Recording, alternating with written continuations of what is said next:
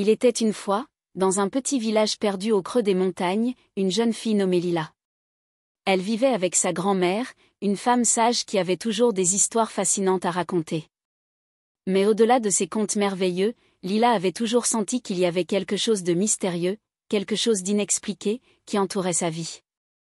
Un soir, alors que le ciel s'assombrissait et que la lune montait lentement dans le ciel étoilé, Lila aperçut au loin une lumière étrange dans la forêt, au sommet de la montagne. C'était une lueur bleutée, presque surnaturelle, qui semblait l'appeler.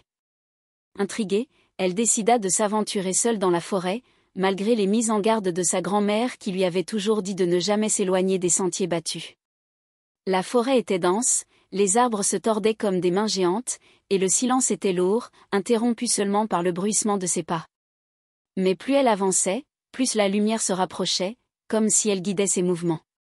Finalement, elle arriva dans une clairière où se trouvait une pierre ancienne, recouverte de lichen. La lumière en émanait, comme un halo de douceur. Lila s'approcha doucement de la pierre et toucha sa surface rugueuse.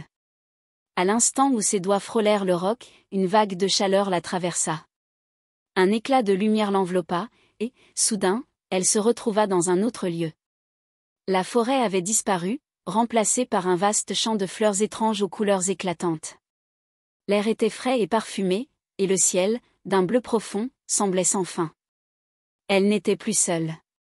Devant elle, une silhouette se dessinait dans l'horizon. C'était une créature majestueuse, mi-homme, mi-animal, qui marchait vers elle avec une grâce surnaturelle.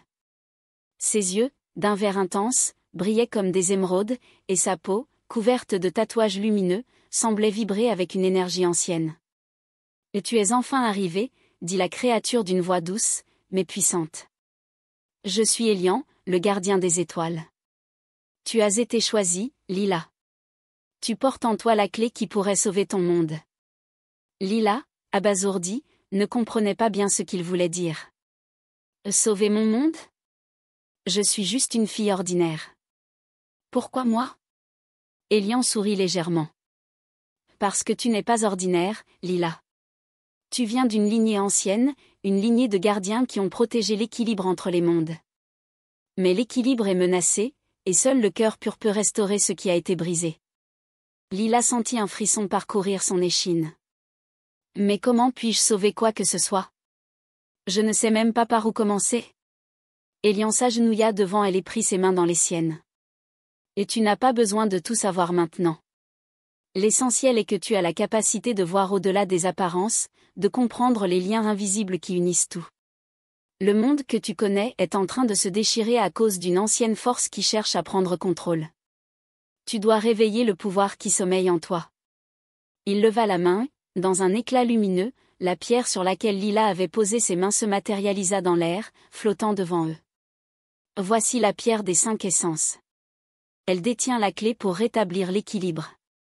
Mais elle ne peut être activée que par ceux qui possèdent l'âme d'un véritable gardien. Lila prit une grande inspiration. Elle savait qu'il n'y avait pas de retour en arrière. « D'accord, Élian. Je vais le faire. » À cet instant, une brume étrange envahit la clairière, et une silhouette sombre apparut à l'horizon. C'était l'ombre de la menace qu'Élian avait mentionnée. La lutte pour l'équilibre commençait, et Lila était désormais prête à affronter ce qui se dressait devant elle. Elle n'était plus seule. Elle était la gardienne, et son aventure venait tout juste de commencer.